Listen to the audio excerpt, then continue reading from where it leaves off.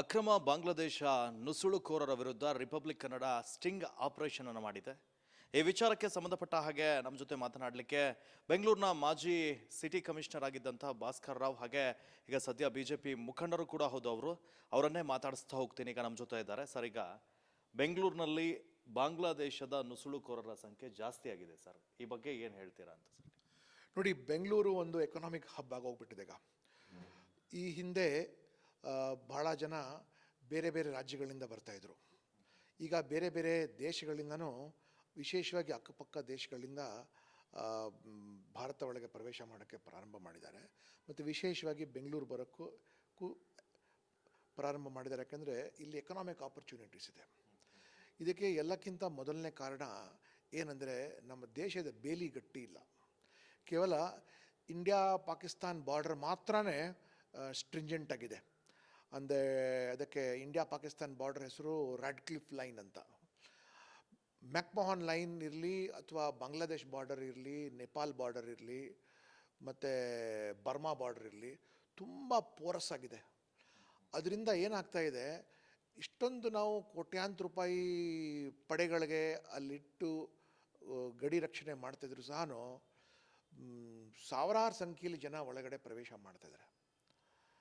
ನನಗೆ ಏನು ಭಯ ಅಂದರೆ, ಈ ಮುಕ್ತವಾಗಿ ಏನು ಆರ್ಮ್ಸ್, ವಿಶೇಷವಾಗಿ ಸ್ನೈಪರ್ ವೆಪನ್ಸ್ ಹೊರ ದೇಶಗಳಲ್ಲಿ ಏನು ಸಿಗ್ತಾ ಇದೆಯಲ್ಲ, ನೀವು ಅದು ಕೊಂಡ್ಕೊಂಡು ಈಸಿಯಾಗಿ ಕಾಠ್ಮಂಡು ಅಥವಾ ಢಾಕಾ ಅಥವಾ ಚಿತ್ತಗಾಂಗಲ್ಲಿ ನೀವು ಲ್ಯಾಂಡ್ ಆಗ್ಬೋದು. ನೀವು ಲ್ಯಾಂಡ್ ಆದ ನಂತರ ನೀವು ನಮ್ಮ ಬಾರ್ಡರಿಂದ ಒಳಗಡೆ ಸುಲಭವಾಗಿ ಒಳಗಡೆ ಬಂದುಬಿಡ್ಬೋದು.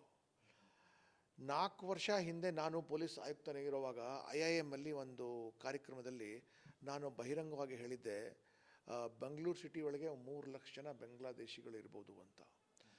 ಮತ್ತು ಅದನ್ನು ನೋಡಿ ನಮ್ಮ ಅಂದಿನ ಗೃಹ ಸಚಿವರು ಬಸವರಾಜ ಬೊಮ್ಮಾಯಿಯವರು ಹೇಳಿದ್ರು, ಒಂದು ಕಾರ್ಯಾಚರಣೆ ನಾವು ನಡೆಸಬೇಕು ಅಂತ. ಸಾಹಸ ಪಡೆದುಬಿಟ್ಟೆ ನಾನು. ಯಾಕಾದರೂ ಕಾರ್ಯಾಚರಣೆ ಮಾಡಿದೆ ಅಂದರೆ, ಯಾಕೆಂದರೆ it's a very complicated process to send back this people over there. Ramamurthy Nagar police ಠಾಣೆ ವ್ಯಾಪ್ತಿಯಲ್ಲಿ ನಾವು 85 ಜನ ಬಾಂಗ್ಲಾದೇಶಿಗಳು ಅಕ್ರಮವಾಗಿ ಪ್ರವೇಶ ಮಾಡಿರೋರನ್ನು ನಾವು ಒಂದು ಕ್ಯಾಂಪನ್ನು ಹಿಡ್ಕೊಂಡೆ. ಅವರು ಯಾರೋ ಒಬ್ಬರು ಸ್ಥಳೀಯರು ಅವ್ರಿಗೆ ಬಾಡಿಗೆ ಕೊಟ್ಟಿದ್ದರು. ಅವರು ಅಲ್ಲೇ ಏನಂತೀರಿ ನೀವು, ಅಲ್ಲೇ ಒಂದು ಮಸೀದಿ ಕೂಡ ಮಾಡ್ಕೊಂಡಿದ್ರು ಅಲ್ಲಿಗೆ. ಮತ್ತು ವಿಶೇಷವಾಗಿ BBMP ಕಸ ಎತ್ತೋ ಕೆಲಸ ಭಾಳ ಜನ ಮಾಡ್ತಾರೆ. ಒಂದು ದಿನ ನೋಡಿ ನೀವು, ವಿಧಾನಸೌಧ ಒಳಗೆ ಕಾಂಟ್ರಾಕ್ಟ್ ತಗೊಳ್ಳೋಕ್ಕೆ ಬಾಂಗ್ಲಾದೇಶಿಗಳು ಬರ್ತಾರೆ, ನಾವು ಎಚ್ಚರಿಕೆಯಿಂದ ಇರಲಿಲ್ಲ ಅಂದರೆ. ಆ ಸಮಯದಲ್ಲಿ ಒಂದು 80 ಜನಕ್ಕೆ ನಾವು ಅರೆಸ್ಟ್ ಮಾಡುವಾಗ ಅದು ರಾಷ್ಟ್ರಾದ್ಯಂತ ಸುದ್ದಿ ಆಗೋಯ್ತದು. ಸೊ ನಾವು ಹೊರ ರಾಷ್ಟ್ರದ ಅಕ್ರಮ ಪ್ರವೇಶಿಗರನ್ನು ಹಿಡ್ಕೊಂಡಿರುವಾಗ, ಅದು IOM, international organisation of migration, ಅದು ಪಿಕ್ಚರ್ ಬಂದುಬಿಡುತ್ತೆ. ಅದು ಸಂಯುಕ್ತ ರಾಷ್ಟ್ರ, ಯುನೈಟೆಡ್ ನೇಷನ್ಸ್ ಒಂದು ಅಂಗದು.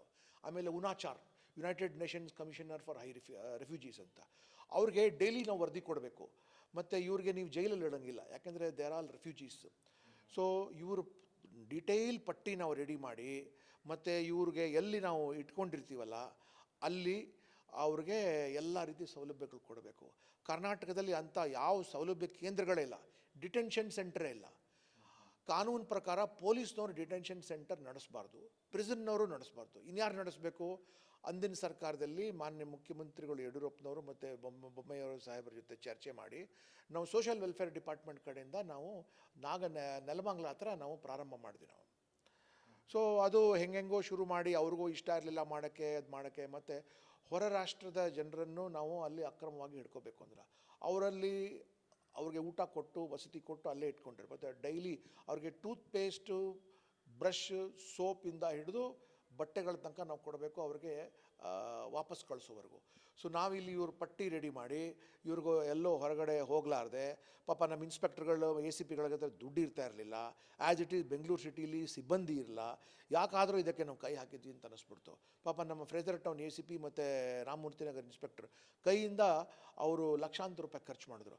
ನಾವು ಸರ್ಕಾರ ಕೇಳುವಾಗ ಅದು ನೀವು ಬಿಲ್ ಕೊಡಿ, ಅದು ಕೊಡಿ, ಅದಕ್ಕೆ ಎಲ್ಲಿ ಟೈಮ್ ಇರುತ್ತೆ ಪೊಲೀಸ್ನವ್ರಿಗೆ ಈ KP ಇದು ಆ್ಯಕ್ಟ್ ಪ್ರಕಾರ ಬಿಲ್ ರೆಡಿ ಮಾಡು. ಪ್ರಾಪರ್ಟಿ ತೊಗೊಂಡಿದ್ದಾರೆ ಇಲ್ಲಿಗೆ, ಮತ್ತು ಬಹುಶಃ ಕೆಲವು ದಿನ ಚುನಾವಣೆ ಕೂಡ ಅವರು ಬಂದುಬಿಡ್ತಾರೆ.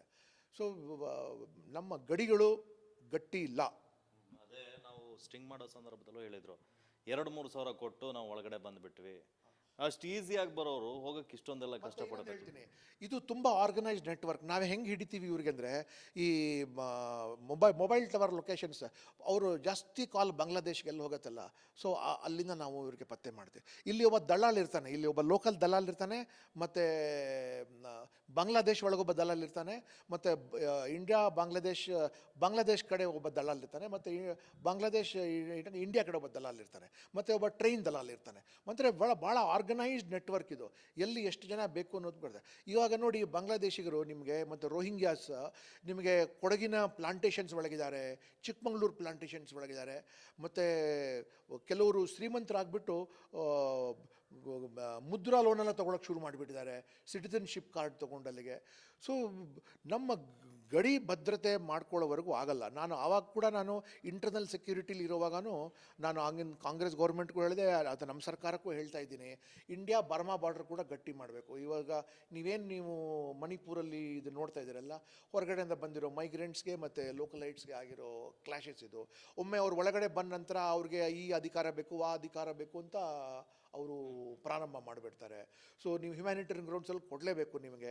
ಮತ್ತು ಅವ್ರಿಗೆ ಒಂದಿಷ್ಟು ಸಹಾಯ ಮಾಡೋರು ಒಂದಿಷ್ಟು ನಮ್ಮ ಎಡಪಂಥಿಗಳು ಮತ್ತು so called human rights activist ಇದ್ದೇ ಇರ್ತಾರೆ ಅವರು. So they are playing with national security. National security ಸುಮ್ಮನೆ ನಾವು ಬೇರೆ ಬೇರೆ ಪ್ರಯಾರಿಟಿ ಇಲ್ದಿರೋ ವಿಷಯಗಳ ಬಗ್ಗೆ ಅನ್ನೆಸೆಸರಿ ತಲೆಹರಟೆ ನಾವು ಮಾಡ್ತೀವಿ. ಫಸ್ಟ್ ನಾವು ನಮ್ಮ ಮನೆಗೆ ಕಾಂಪೌಂಡ್ ವಾಲ್ ಕಟ್ಟಬೇಕು. ಕಟ್ಟಿಲ್ಲ ಅಂದರೆ ಭಾಳ ಅಪಾಯಕಾರಿ ವಿಷಯ ಇದು.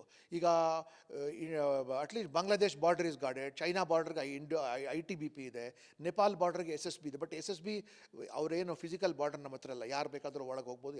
ಈಗ ರಕ್ಸೌಲ್ ಬಾರ್ಡ್ರಲ್ಲಿ ತೊಗೊಳ್ಳಿ, ಗೋರಖ್ಪುರ್ ಬಾರ್ಡರ್ ತೊಗೊಳ್ಳಿ, ಬೀರ್ಪುರ್ ಬಾರ್ಡರ್ ತೊಗೊಳ್ಳಿ, ವಾಲ್ಮೀಕಿ ನಗರ್ ಬಾರ್ಡರ್ ತೊಗೊಳ್ಳಿ. ನೀವು ಎಲ್ಲ ಹೇಳ್ತಾರೆ, ಎಷ್ಟು ಜನ ನಮಗೆ ಸಿಗ್ತಾರಲ್ಲ ಇಲ್ಲಿಗೆ, ಅವರು ಅನುಕೂಲವಾಗಿರೋರು. ಕೆಲವರು ಚೆನ್ನಾಗಿ ಒಳ್ಳೆ ವ್ಯಾಪಾರ ಮಾಡೋಕ್ಕೆ ಶುರು ಮಾಡಿದ್ದಾರೆ, ಬಟ್ ಅವ್ರ ಸಂಪರ್ಕ ಮಾತ್ರ ಇಲ್ಲಿ ಕಳ್ತನ ಮಾಡ್ಕೊಂಡು ಆ ಕಡೆ ಹೊಟ್ಟೋಗ್ತಾರೆ ಇಲ್ಲಿಗೆ. ಸೊ ಅಂಥದ್ರಲ್ಲಿ ನೀವು ಒಂದು ಕಡೆ ಅಂತೂ ಬರ್ಮಾ ಬಾರ್ಡರ್ ಇದಲ್ಲ, ಹ್ಯೂಜ್ ಬಾರ್ಡರ್ ಅದು, ಆಲ್ಮೋಸ್ಟ್ 4,500 ಕಿಲೋಮೀಟರ್ ಬಾರ್ಡರ್ ನಿಮಗೆ ಅರುಣಾಚಲ್ ಪ್ರದೇಶದಿಂದ ನಿಮಗೆ ಬ್ರಹ್ಮಪುತ್ರ ವ್ಯಾಲಿ ಈ ಕಡೆಯಿಂದ ಬರುವಂಥದ್ದು. ಇತ್ತೀಚಿನ ನಾನು ಆವಾಗ ರೈಟಿಂಗಲ್ಲಿ ಕೂಡ ಕೊಟ್ಟಿದ್ದೆ ದಟ್ ನಿಮಗೆ ಇದು ಬಿಕಾಸ್ ಬರ್ಮಾ ಒಳಗೆ ಆ ಮಿಲ್ಟ್ರಿ ರೂಲ್ ಇರೋದ್ರಿಂದ ತುಂಬ ಜನ ಅಲ್ಲಿಂದ ಇಲ್ಲಿ ಒಳಗಡೆ ಪ್ರವೇಶ ಮಾಡ್ತಾ ಇದ್ದಾರೆ ಇಲ್ಲಿಗೆ. ಸೊ ಅವರು ಕೂಡ ಮತ್ತು ಬೆಂಗಳೂರಿದೆ, ಒಳ್ಳೆ ಕ್ಲೈಮೇಟ್ ಇದೆ, ಮತ್ತು ಕನ್ನಡಿಗರು ಒಂದು ಥರ ಎಲ್ಲರಿಗೂ ಯಾರು ಬೇಕಾದರೂ ಬಾ ನಮ್ಮ ಮನೆ ಒಳಗೆ ಬಾ ಅದು ಒಪ್ಕೊಂಡ್ಬಿಡ್ತಾರೆ, ಮತ್ತು ಗಲಾಟೆ ಮಾಡಲ್ಲ ಕನ್ನಡಿಗರು. So whole Karnataka and Bengaluru has been taken over. ನೀವು ಇವತ್ತಿನ ದಿನ ನೀವು ಬಾಗಲಕೋಟೆ, ಯಾದಗಿರ್ ಮತ್ತು ಸಣ್ಣ ಊರಿಗೆ ಹೋಗಿ ನಿಮಗೆ ಅಲ್ಲೂ ಕೂಡ ನಿಮಗೆ ಬಾಂಗ್ಲಾದೇಶಿಗಳು ಸಿಗ್ತಾರೆ. ಆವಾಗ ನಾನು 3 ಲಕ್ಷ ಬಾಂಗ್ಲಾದೇಶಿಗಳಲ್ಲಿ ಕರ್ನಾಟಕದಲ್ಲಿ ಇದ್ದಾರೆ ಅಂದ ತಕ್ಷಣ ಇಲ್ಲಿ ಒಂಥರ ತಳಕಾಮಳಕಾಗುತ್ತೋ. IB-ನವ್ರಿಗೆ ನನ್ನ ಪ್ರಶ್ನೆ, how can you say Bhaskar Rao as your per? I know the ground reality. ಹೋಗಿ ನೋಡಿ, ಇವತ್ತಿನ ದಿನ BBMP ಕಾಂಪೌಂಡ್ ಒಳಗೆ ಅವರು ತಿರುಗಾಡ್ತಾರೆ. ನಾಳೆ BBMP ಸಬ್ ಕಾಂಟ್ರಾಕ್ಟ್ ಶುರು ಮಾಡ್ತಾರೆ, ನಾಳೆ BBMP ಲೈಸೆನ್ಸ್ ತೊಗೊಳ್ತಾರೆ, ಆಮೇಲೆ BBMP ಡೈರೆಕ್ಟ್, ಆಮೇಲೆ ನಾಳೆ PWD ಕಾಂಟ್ರಾಕ್ಟ್ ತೊಗೊಳ್ತಾರೆ, BBMP ಕಾಂಟ್ರಾಕ್ಟ್ ತೊಗೊಂಡು ಶುರು ಮಾಡ್ತಾರೆ ಅವ್ರಿಗೆ. So this is a huge problem which state government and government of India should pay attention. ಇಲ್ಲದೇ ಇದ್ದರೆ we are compromising on national security. Sir, ಈಗ ಎಷ್ಟು ಜನ ಇರ್ಬೋದು ಸರ್ ಬೆಂಗಳೂರಲ್ಲಿ ಅಕ್ರಮ ನುಸುಳುಗೋರರು ಅಂತ? ನೋಡಿ, ನಾನು 2 ವರ್ಷದಿಂದ ಸೇವೆಯಲ್ಲಿ ಇಲ್ಲ. ನಾನು ಬ್ಯಾಂಗ್ಳೂರ್ ಸಿಟಿ ಪೊಲೀಸ್ ಕಮಿಷನರ್, ನಾನು ಆಗಲೇ ಹೇಳಿದೆ. ಬಟ್ ಈಗ ನಾನು ಕೂರ್ಗ್ ಹೋಗ್ತೀನಲ್ಲ, ಕೂರ್ಗ್ ಹೋದರೆ ಅಲ್ಲಿ ಹೇಳ್ತಾ ಇಲ್ಲಿ ಲೋಕಲ್ ಲೇಬರ್ ಸಿಗೋಲ್ಲ ನಮಗೆ, ಬಾಂಗ್ಲಾದೇಶಿಗಳಿದ್ದಾರೆ ನಮಗೆ. ಅವರು ಬಾಂಗ್ಲಾದೇಶಿ ಅಂತ ಹೇಳಲ್ಲ ಅವರು, ಬಟ್ ಅವ್ರಿಗೆ ಟವರ್ ಲೊಕೇಶನ್ಸಿಂದ ಕಾಲ್ ನೋಡಿದ್ರೆ ಅವೆಲ್ಲ ಬಾಂಗ್ಲಾದೇಶ್ ಕಾಲ್ ಹೋಗುತ್ತೆ. ಅವ್ರು ಹೇಳ್ತಾರೆ, ನಾವು ಅಸ್ಸಾಮಿಂದ ಬಂದಿದ್ದೀವಿ, ಮಣಿಪುರಿಂದ